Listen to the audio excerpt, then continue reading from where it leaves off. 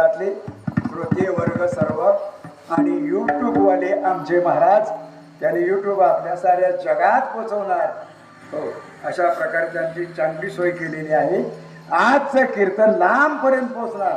तुम्ही इथं बसून ऐकलं असं मला काही देणं नाही, पण याने जर ते यूट्यूबवर टाकलं तर हजारो लाखो लोक ऐकतील आणि त्याप्रमाणे वागतील. माझं कल्याण झालं. झालेली सेवा माऊली तर हे समजण्याच्या वेळेला पूर्ण. जय